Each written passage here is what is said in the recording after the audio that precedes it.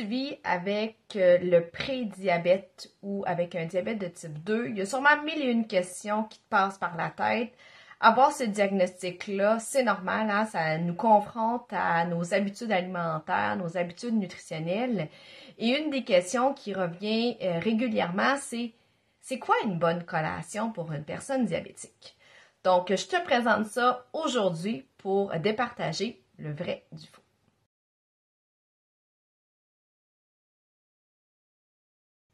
Mon nom, c'est Véronique Plante, je suis nutritionniste spécialisée en prévention et en traitement du diabète de type 2.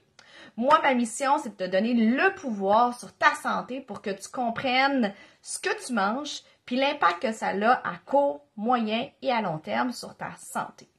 Donc, aujourd'hui, on parle de collation équilibrée ou rassasiante ou nutritive. Prends le terme qui te plaît, ça revient à la même chose. Donc, ce que j'aimerais te proposer en premier, c'est dans quel contexte, dans le fond, on devrait prendre une collation? Donc, il y a différents éléments qui vont nous inciter à prendre une collation.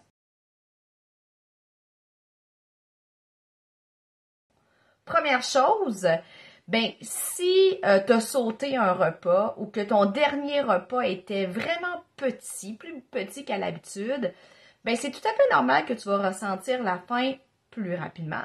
Et si tu ressens la faim, je t'invite fortement à prendre une collation. Le deuxième contexte dans lequel une collation peut être très pertinente, c'est si tu as bougé plus qu'à l'habitude.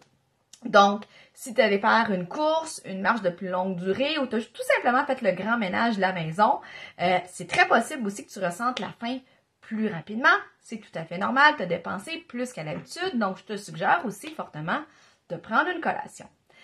Troisième point, c'est si tu as une médication qui t'incite ou qui te met plus à risque de faire une hypoglycémie, donc une baisse de sucre dans le sang.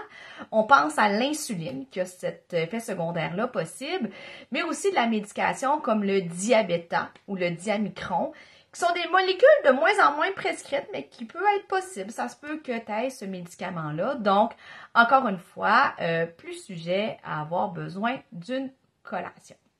Donc, c'est principalement les trois principes, là, les trois contextes où la collation va devenir pertinente. J'en oubliais un et je le savais, j'oubliais quelque chose dans mon petit cerveau.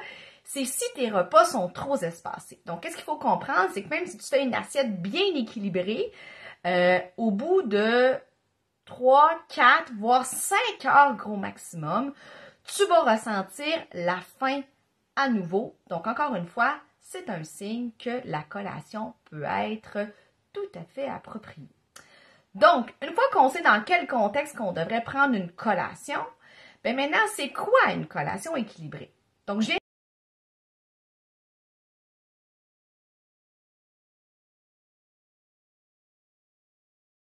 collation, normalement, on devrait la prendre idéalement lorsqu'on ressent la faim.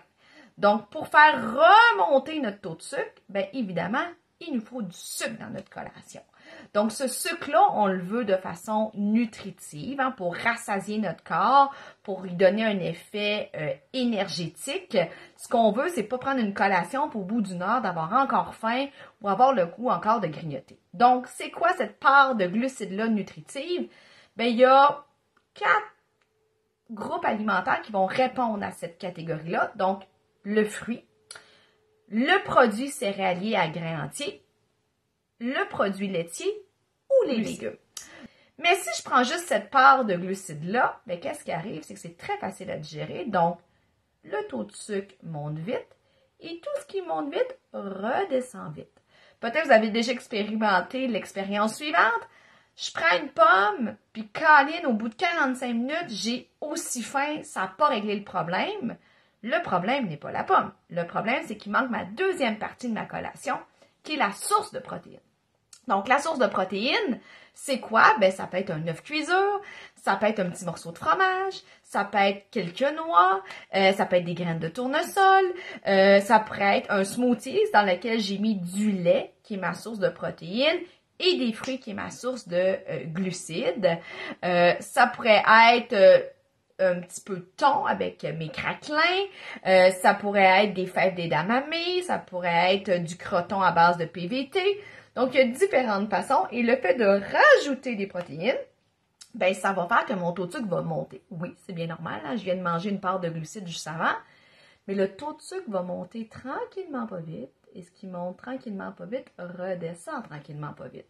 Donc le niveau d'énergie est beaucoup plus stable, mon envie de grignoter va être beaucoup atténuée, et ça va faire que mon niveau d'énergie va être amélioré aussi, et j'arriverai pas au prochain repas avec une faim immense, ou que là j'ai goût de manger de tout, en grande quantité, et ça va être bien plus nuisible sur votre taux de sucre que le fait de prendre une petite collation au lieu de toffer jusqu'au prochain repas.